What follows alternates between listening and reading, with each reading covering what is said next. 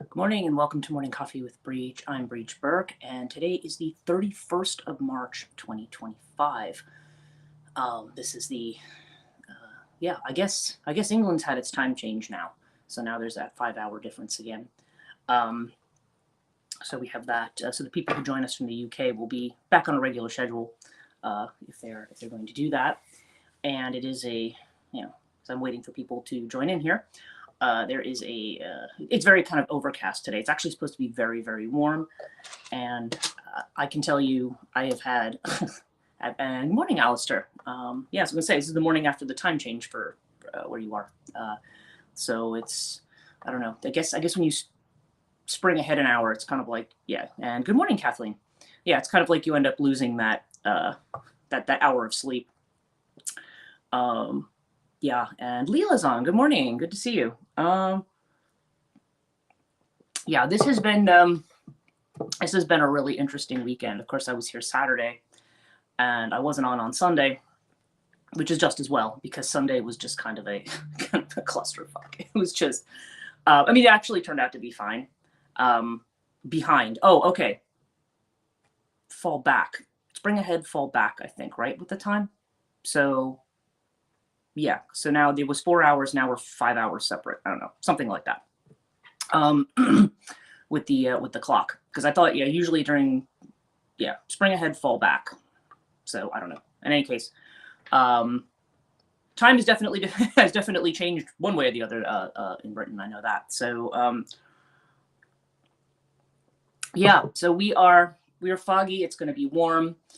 And Suda's on. Good morning. There'll be storms coming in today when I have to go teach tonight. And let me tell you this business of having to, I feel like it's just been 5 solid days in a row of having to either be teaching. You feel an hour behind. Oh, gotcha. Okay. Okay. Got what you said there. Okay. Yeah. I don't blame you. It's just been very weird anyway. I know Sam had emailed me this morning after a while, and she's just like, what is going on with this?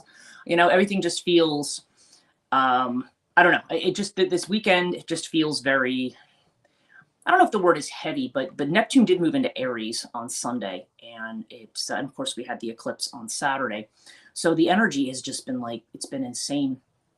I was talking with a lot of my classes, and there were a number of things that came up that I thought were interesting that probably at least some of those I will talk about today. One is the sinkhole problem. I was out to dinner last night with a friend of mine who owns a restaurant in town, and her husband. They've been wanting to get together, and it was kind of local to where I was going, so we met up.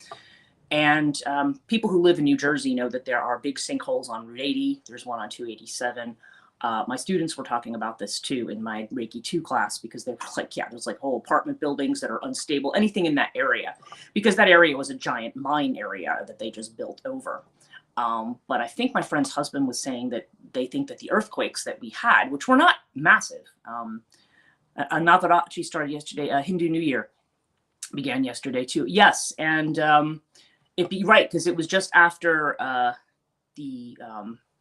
right, because Saturday, I remember my guru was doing Shani Homa, and and so then yesterday would have been that new beginning. It's also that new, there's a whole bunch of new cycles that seem to be starting on Sunday. And it was just absolutely crazy. Mercury retrograde is an absolute full swing. I actually got a call from somebody who's like, has yours been as bad as mine? It's just been really, the energies have been very frenetic and very chaotic. It's not necessarily everything's bad. It's just that everything just feels so much more exhausting. I don't know if other people are experiencing that, but I went yesterday. I have a class. I am in sinkhole hell. You were the person I was thinking of, Leela, because and everybody, I'm sure, see, that's affecting people who live in the area, because, even though the road you are on might be okay, all the traffic is diverting through your area because they can't go on the highway. And 80 is hell without the sinkholes. And it's like now, yes, and Persephone's got them too, I think. It's not, but that's what they were saying. They were thinking that the earthquakes that we had destabilized something, because even though we didn't even reach a magnitude 5, we got close to a 5, which is actually a lot for New Jersey. It's interesting that they think that might have been enough to destabilize things, but these things are happening everywhere. And that's what I said. I tend to follow space weather and stuff. And Suda says Navaratri and New Year was over the weekend. And I heard about the sinkholes and earthquake correlation too. Yes. And actually the solar activity and the earthquakes, because I watch the space weather, the sun weather, and basically there have been massive coronal holes. And when you have those, and one of them, it looked like it took up half the sun. It was huge. And they basically, do mass ejections towards the Earth. And when they do that, it actually affects our own geomagnetic energy. So it can produce all these things. Yeah, we've had a lot of volcanoes firing off. We've had stuff. Actually, even in England, there was the Schumann resonance was way wonky, like in somewhere in Scotland where they have a station that measures it. It was just like, what is going on? So the way that I watched Stefan Burns' space weather, and he was saying that it's almost like the Earth's heart, something's wrong with the Earth's heartbeat. Like there's just something really kind of wonky right now. Am I blocked from commenting? It's been 3 days, can't see me commenting. I haven't blocked you from commenting, Joanne, so that is very, very strange. I don't know why. So Joanne is on and now she can't. That's I have to look into that. Yeah, we're not going to get into any political arguments here, so we're going to get rid of that. And oh goodness, I think it's going to want me to log in again. Okay, sorry guys. I had to log in again to my own this is bizarre. Anyway, I'm just going to leave it alone. I'm not going to be able to see comments now. Yeah, speaking of Mercury retrograde, it's been crazy. It's been crazy with my computer. I turned my computer on, and for some reason now, every time I restart my computer, it makes all these untitled folders on my desktop, and I don't know what that's about. It wants me to do this CAPTCHA thing too, and I can't see it because it's too low on the screen. Anyway, we'll just deal with it. And my apologies to Joanne. She's trying to comment. I got to look and figure that out because you shouldn't be blocked anywhere. I certainly didn't block you anywhere. So I will double check to make sure that that you weren't hit accidentally with something. So in any case, and then yesterday I went and I was an hour early for class. There was a woman giving a yoga class and she was a little miffed at me for showing up. So I had to go double check, and I was like, yeah, we've been billing it as 10 to 4 and it was actually 11 to 5. So I was kind of ticked off about that. And, I'm not really, I don't know. It's a Mercury retrograde thing. It's not, there's nobody to really blame for it. And I'm like, I should have gone and double checked what time she booked it for, but we always have the classes from 10 to 4. And this time, I guess this woman was having a class, so she bumped me up to 11. And then I know Corinna owns the stores, like she's away for several weeks and the store is closed. So, those of us who have the access to get in and out. Sorry, but I've been here. Thank you. I'm actually seeing Joanne respond to me on Messenger. Let me find out what's going on with that, Joanne. That's bizarre because there's no reason why you should be blocked from commenting here. So in any case, so yesterday was like, so then I was like, I had to wait an hour for this woman's class to be done. And I'm like, boy, that was an hour I could have been doing something else at home. And, I'm not, so then of course, by the time I got in there and got set up and everything, it was just, I don't know, it was just a crazy day yesterday. Fortunately, like I said, my students were good. My classes were good. Everything was good. And, that was the bright spots of the day, and going out to dinner was nice too. I mean, it was nice to talk to my friend and her husband, but I have to go out and teach today. And I'm just thinking like, I'm doing the same thing that I did back when I retired, basically. It's like, there's just too much that's going on. It's taking too much of my energy at a time. And it's almost like, yeah, that's something you don't want to repeat. You don't want to fall into that.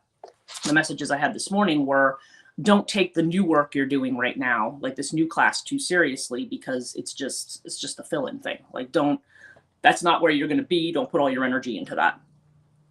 So, so it was very, very strange, weird and emotional day yesterday too. I was just kind of up and down.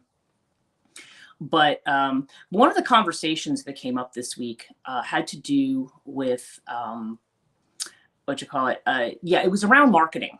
Okay. And now when I say marketing, I mean specifically marketing for the kind of thing that I do. Marketing of spiritual practice, Reiki practice, things like that. And I think that's an appropriate thing for this, for the live stream. It's, yeah, so Reiki practice, all that kind of stuff. We were talking about it. Okay, I had a conversation last week with Marco Morelli, which I think I had mentioned, who's from Metapsychosis Journal. They're publishing a piece of mine.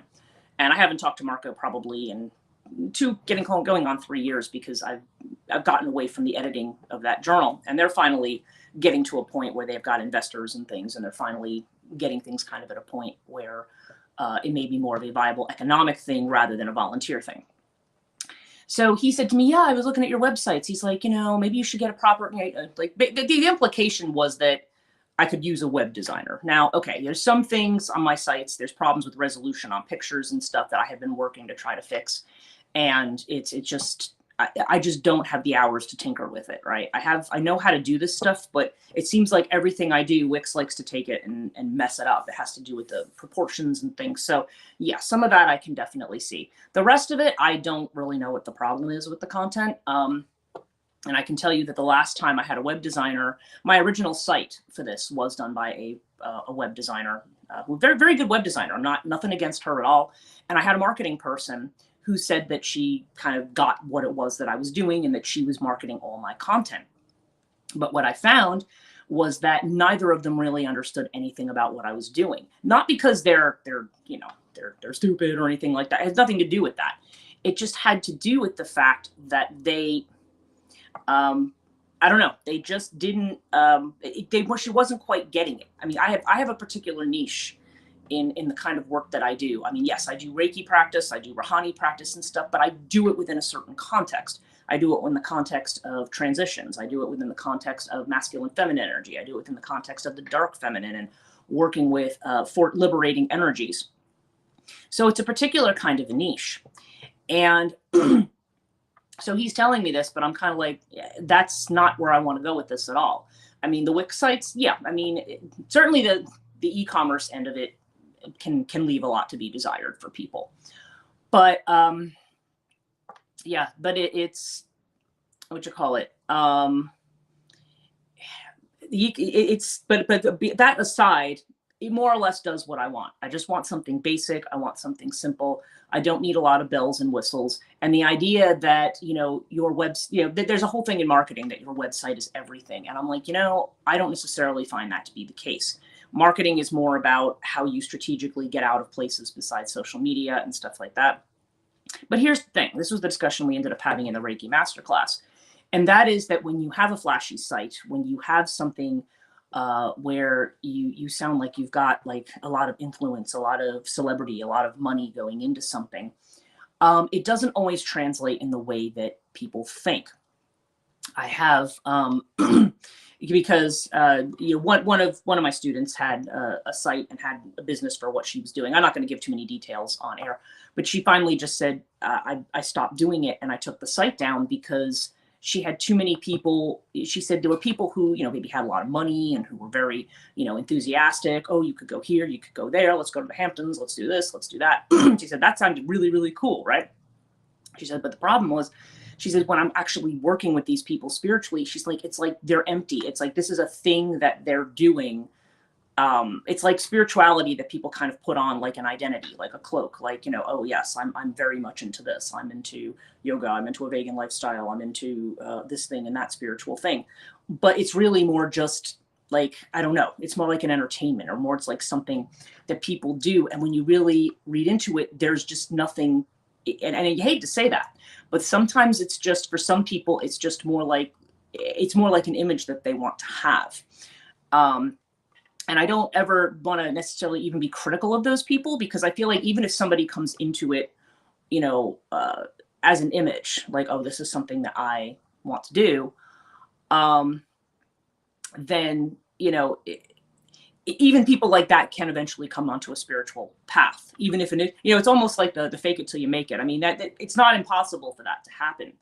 But if your practice is repeatedly with people who are not actually really interested in doing work, but they want some kind of a superficial thing to say, like, yeah, I'm spiritual and this and that, then it's hard. I mean, you can't.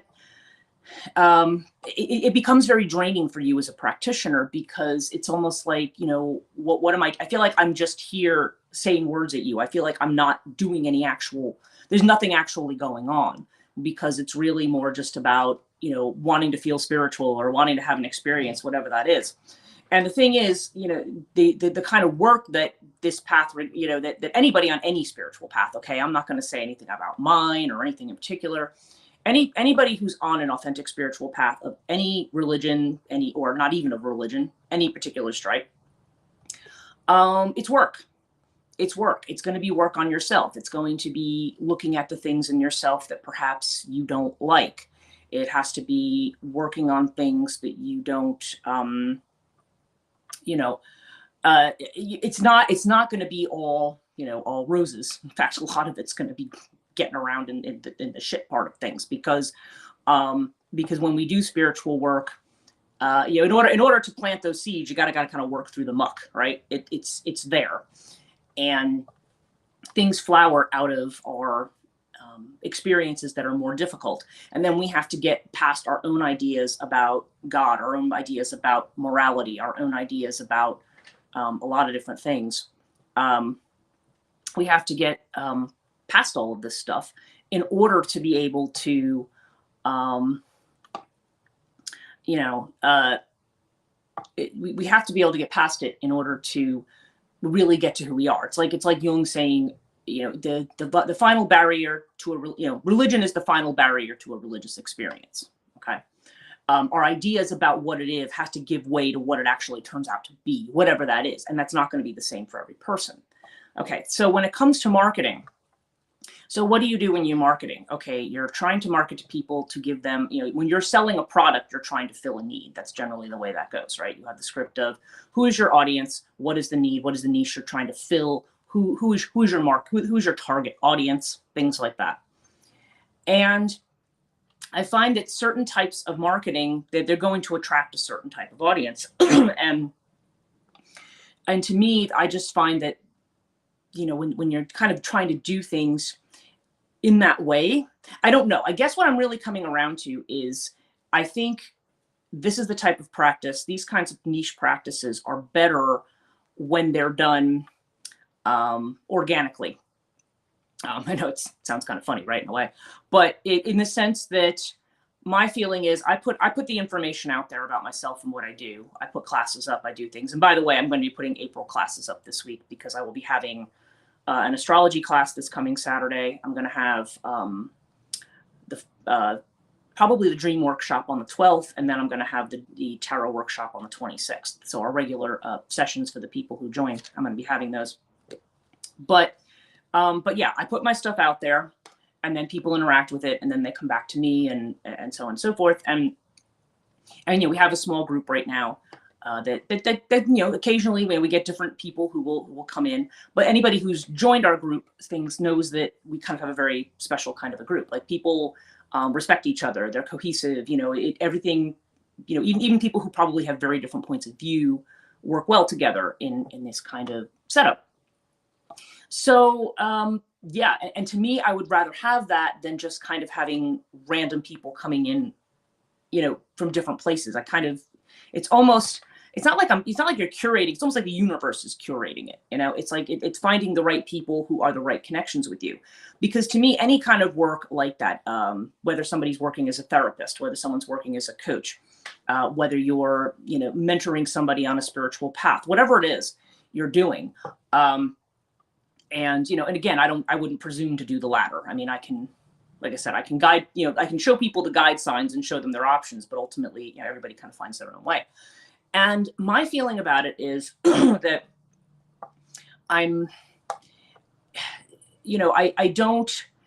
it's very individual. You have to find the person who resonates with you. You could have somebody who has great reviews. Everybody says, oh, I work with this person and they were awesome, and da, da, da. And then you could go work with that person and maybe you're like, well, they're not exactly what I need, or they're not we're not exactly on the same page, or we're not, everything's so different with that. So to me, to try to market in the normal way, I don't, the people I have seen who have done the marketing where they get millions of views and people are like, oh, wow. Then I always inevitably hear something about those places that is almost heartbreaking in the sense that, you'll have people who will be scamming people out of money, oh, I'm going to charge you $200 for Reiki when all I did was play Reiki music and I didn't do anything. I mean, you hear about things like this, but because they belong to this special influential, center or whatever, people just listen to what they say. And I was like, no, you should never do that. You should never just listen to something that somebody tells you. And if you feel you haven't gotten something, and that's why I think, and unfortunately, I look at it as these are the people who make it bad for the authentic practitioners. They make it bad because they think people have one experience like that and they go, oh yeah, they're all a bunch of scammers. They're just fake and they do this. And it's not true. I mean, there's a lot of good practitioners. Even among this group, there's a lot of good practitioners, and you always feel people should be matched up to where they need to be. So the question then becomes, I mean, obviously we all need to make money at what we do, and we would like to have the maximum amount of people who can join us and, get along and all that kind of stuff. But at the same time, is it more about making money, or is it more about, what's the thing? Or is it more about making money, and is it more about wanting people to get the information that they need, get the outlet that they need, or get the skills that they need to work on themselves? That to me is the more important thing ultimately. I have to make money at what I do. But like a lot of us, because I think this also comes up in the context of Reiki teaching, because people say, well, what are you charging for? And I remember Jack Cisco, who was the Reiki master who initiated me, he says, people are not paying for Reiki, they're paying for your time. You're paying for your time. It's a matter of you have a certain skill or expertise, and people are paying for your time. It's not that you're buying this product from me. You're spending money for my time, because we don't live in a world where you can give everything away for free, as much as you might like to. Because then there's the other side of that. Well, people will say, oh, well, people doing spiritual work, because they're taking money, it's fraudulent, right? No, they're paying for your time. If this is your skill, if this is where your energy is going, if this is what you're devoting yourself to, investing your money in, and investing your time, money, getting certified, getting things, doing whatever you do to run a business, you can't, unless you're like a multimillionaire and have plenty of money at your disposal, generally speaking, you have to make money. People go into these things not to make money necessarily, but making money. If you want to do what you love, that's certainly part of it. And so it makes me go back thinking back to the Neptune and Aries thing, right? You've got Neptune moving, just moved into Aries yesterday. And we are thinking about that, where people need to watch out the way in which power structures may try to make use of spirituality and things like that. That's kind of a negative. There have been some negative fallouts of Neptune and Aries in the past. But I tend to try to look at it a little more positively and say, okay, well, Neptune is where, it is kind of an amorphous space. It's a way, it has to do with ways of knowing that don't have a lot to do with, that don't have to do with our logic, that don't have to do with what we see with our eyes, right? This is the other modes we have of knowing and understanding things is what Neptune tends to have to do with. And because it is not solid, clear cut, and as maybe objective, I guess, like in the sense that we think of as trying to know something scientifically or through a method of observation and experiment and repeat, or what we think of as causality and what's reasonable. Sometimes we just know things and we don't know why we know them. I don't know why I know this. I don't understand why I know this. So there's this, there's this, so there's this knowing, and that knowing is something we can have with conviction, but because we're taught not to listen to it, we find ourselves kind of stuck sometimes. We're like, oh, I had that feeling, oh, maybe I'm just being this, or maybe I'm just worried about that. Like we write it off. We try to say like, oh, well, I don't have any evidence for what this feeling is telling me. So therefore, I'm going to doubt it because my rational mind can't make sense of it. And so that to me is very Neptunian. I mean, it's very much that amorphous space you're in where you can receive this kind of information, or where you can use your imagination, right? But your imagination can take you to different places. But at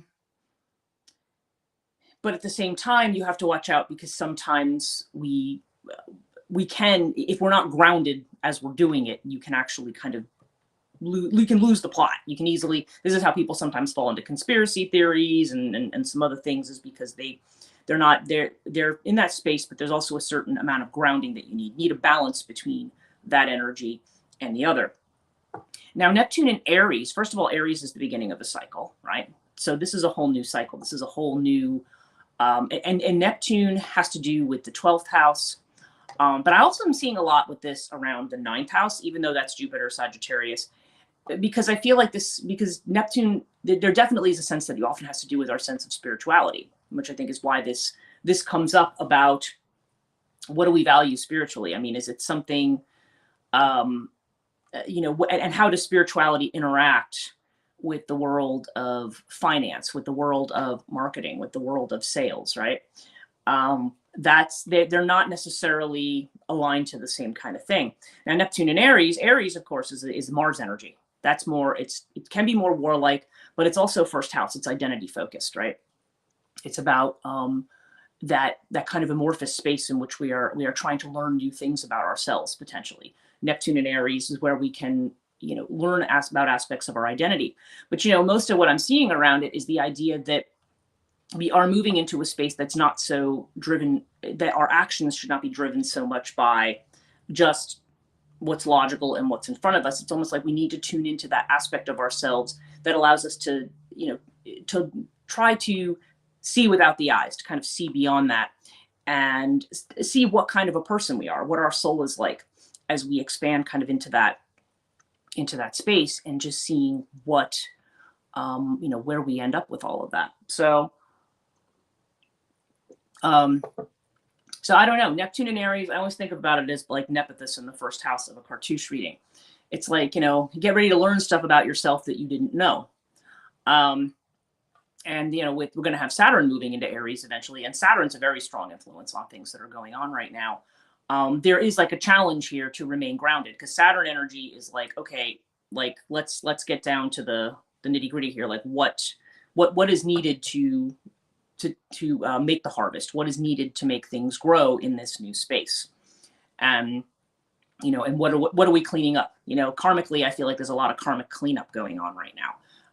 What is getting finished here? What are you done with, and that you need to release? And sometimes we have these experiences to tell us, hey, maybe this is a thing that's not important to you anymore. Hey, maybe this is a thing that you don't want to focus your energy on. So I don't know, but kind of getting back to the marketing thing, I found myself thinking in this whole context, and especially when I was talking in my classes over the weekend, that I feel like people, like, it's almost like, you put something out there, and the people who are going to come to it are going to come to it. If we're constantly looking at numbers and likes and things like that, then it's kind of like the musician who says, well, I'm going to be a musician because I want to meet, the guys who learn to play guitar because they want to meet women. I mean, it's like, are you doing it for the right reasons? And therefore, where is your heart actually? Where is your heart? Is your heart with the work, or is your heart with the paycheck? I mean, we're not saying like, oh, money's evil, and, you should never think about money when you're doing things, like I said, but, especially with Venus retrograde in the second house of value, it's like thinking about what does it mean? What are we actually valuing here? And so there has to be a balance between doing, making the money you need to maintain something, for sure, and to, and for hopefully to be profitable, because we all want to have leisure time. We don't want to have to be constantly drained and exhausted all the time, because we're trying to do so many things to keep things together. Or if you want to even be able to hire people to help you do stuff, it's difficult. So I don't know. There's just a lot around authenticity, and on, when you bring a lot of flashiness into the spiritual realm and spiritual marketing, it's kind of like, what is the result of that? Like, what what ends up, it's not that you can't get a good audience from that. I'm not saying that as somebody who's doing that or working towards that isn't good, and I realized to think like a marketer, you have to think like, well, no, how can I build this? But when you have a niche, it can be very hard to convey that niche to somebody else. It's like writing a book and somebody making a movie of your book. You kind of like, is the person really getting the vision that you're trying to put across? And so that's the difficulty that I've often had, that when other people try to represent my vision for me, it doesn't quite have the right inflection. It may focus heavily on one thing, but then people will be like, oh, okay, but what about this other thing? I don't understand this other thing. That's why I eventually separated this from Cattonia, because I was like, people who were going on Cattonia for academic stuff were like, well, what is all this other Reiki stuff? And what does that have to do with the deal? What does this have to do with it, right? Trying to figure out who your audiences are and figure out where they overlap. But yeah, it's just very hard thing to do. But I feel like it kind of fits into this whole idea of finding where our heart is, finding what is authentic to us. What is it we're actually trying to do here? What are we really getting at? So, and anybody who's joined me late, apologies. Hello to anybody who's joined. I can't see comments right now because Restream does this to me, and I don't like this. It will just suddenly log me out in the middle of a session, and to log back in, it like gives you one of those things where you've got to do the CAPTCHA and I'm like, I can't even see the pictures. They're cut off. So I can't log back into my account right now. So it's blocked. Basically, it's blocked all of my my commenting. So the comments. So I can't see anything. So I apologize to people, and I hope I hope troll activity is not going crazy today. But yeah, so anyway, apologies for that. Hopefully tomorrow, will be better with regard to that. I do want to do a couple of readings today, and I'm feeling like I want to do the runes. Let's see what we can have in a rune reading for today.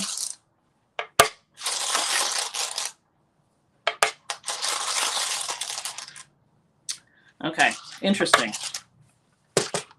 All right, so our first rune for today is Manaz, okay, which looks like a letter M. And interestingly, this is kind of an Aries rune. It's the very first one. It's the rune of the self, okay? And this has to do with focusing on ourselves, getting to know ourselves, and knowing where we might need to change and transform. What needs to be kept, what needs to be thrown away. There's a definite revisiting of identity here with Manaz. And the focus has to be on, what am I doing? What is my role? Where am I going with certain things? And the environment, we have Hagalaz. Okay. Now Hagalaz is the Uranus rune. I mean, it's definitely a rune of disruption and awakening. So Hagalaz has kind of the force of the tower. So we're putting that in with the Aries energy. I mean, Uranus isn't an Aries, but if you think about that, it's this idea of a great awakening in the self, and that awakening can be disruptive. It can disrupt, what our normal routine is. It can cause crises and cause things to happen that make us have to re-examine things. Now, I don't want to say this as a scary kind of a thing. I just feel like, Hagalaz is like a storm that comes through, and then at the end of it, you're just like, holy crap, what, there's something, it's not like a gentle and gradual realization. Hagalaz is like, it just comes right in. Okay. So, and I've been getting Hagalaz a lot, to be honest. It's not like the tower. It's not something at this point that I have any fear of seeing. It's just like, yeah, there's a lot of stuff that's being torn down. And with with this Aries energy, what may be torn down is things having to do with the self, with the identity, with who we think we are, who we've thought that we are. And our advice rune here really is Tewaz. Now Tewaz is the rune of the warrior. Okay, this has a lot to do with masculine energy. Okay, and it has to do with I've been talking a lot about the appropriate use of masculine energy. I actually want to read Tewaz from the Book of Runes. One that I have here, and this is the way I interpret, by the way. Other people read runes and they may have other systems they interpret from, but this is the one I use. Okay, so Tewaz says, this is the rune of the spiritual warrior. Always the battle of the spiritual warrior is with the self. Funding a will through action, yet unattached to outcomes, remaining mindful that all you can really do is stay out of your own way and let the will of heaven flow through you. These are among the hallmarks of the spiritual warrior. Embodied in this rune is the energy of discrimination, the sword-like quality that enables you to cut away the old, the dead, and the extraneous. And yet with the warrior rune comes the knowledge that universe always has the first move. Patience is the virtue of this rune, and it recalls the words of St. Augustine, or St. Augustine, that the reward of patience is patience. Here you are asked to look within, to delve down to the foundations of life itself. Only in doing so can you hope to meet the deepest needs of your nature and tap into your most profound resources. The molding of character is at issue when you draw Tewaz. Associated with this rune of the sun, the masculine energy, the active principle. The urge for conquest is powerful, especially self-conquest, which is a lifelong pursuit and calls for awareness, single-mindedness, and the willingness to undergo your passage in total trust. And so there's definitely this idea of, it's interesting because now I'm thinking about it. I'm thinking about Mars energy. I think there's a lot here around the correct use of masculine energy. That was another conversation we had this weekend, was about masculine, feminine energy, and women who have, like women now, there's the more patriarchal way of looking at things is that you have like a dominant male and a submissive female, right? That's the dynamic that people don't like. And women, of course, are at this point are like to submissive female thing, right? But this has to do with, but women themselves, and I think I was reading a piece from Esther Harding when she had said that it's not just men who are masculine, it's women who are embracing the masculine principle, because to embrace the feminine principle, it translates to submission for a lot of people, which it does not have to mean. This is the reason I work with the dark feminine. I'm like, yeah, there's more to the feminine than, what we think of as girly, right? That's not what the feminine is. And it's one facet of this social inflection of the feminine, but the feminine is something much bigger, and apparently to some people very scary. Because they feel that they have to conquer it and control it. But that of course, that's a Cattonia topic. But the masculine principle, but I think there's a matter of the correct use of the masculine principle, correct use of Mars energy, correct use of that Aries kind of energy.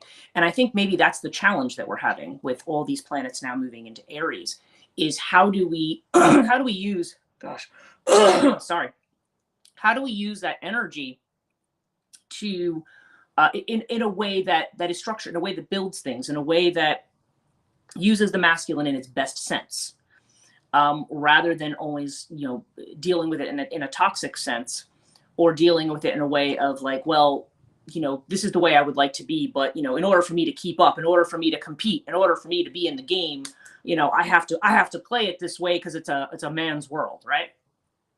Women do that. A lot of us who are very independent, people who've been in bad marriages and come out and then they're like, you know what, I'm not having any of this. And I'm not suggesting that means people need to go back to some idea of, oh, now I'm going to be, submissive and mousy or whatever, you know what I mean? Whatever your interpretation is of that, because people tend to treat the feminine like it's watered down and it's weak and which is not, again, it's more about reclaiming the feminine for what it is, but also using the masculine in its proper sense. A lot of women, myself included, a lot of the problems, if you have a lot of left side of the body problems, a lot of those have to do with the fact that feminine energy does not sit as easily. So, but, and that may be our Venus retrograde thing that we may be looking at. We may be looking at some of that. But I think this is more about the appropriate use of Mars energy, the appropriate use of that Aries energy with regard to the self. So there's a lot here about these shakeups that are happening that are meant to. I've been getting messages all week about controlling the emotions in the sense of not losing patience with people, trying to be more of a leader and dealing with constructive action, rather than just getting angry and blacking out at people, that kind of a thing. Now our outcome rune is Nauthiz, which is the rune of Saturn. Okay. And yeah, that's been coming up. As I said, Saturn has been playing a big role. And Nauthiz has to do with limitations. It has to do with, and the message of Nauthiz is not to take the world personally. And that is kind of the way I was looking at Tewaz. Don't take the world personally. There's a lot of things that people are doing now. There's a lot of people who are angry and hostile and upset. And the question is is this, it's understood, but we have to recognize that when there's a shift in the collective, a lot of it's not personal. And how do we find our own space in the middle of that and not end up in the middle of the shakeup and manage to use that Aries energy in an active way, in a way to lead. Neptune and Aries as active imagination, right? As being able to move towards something in that manner. So definitely something to think about there. I am going to pull our cards for today too. And I have something right here in the throat that just keeps annoying me. So apologies for that. Let's see what we have for today.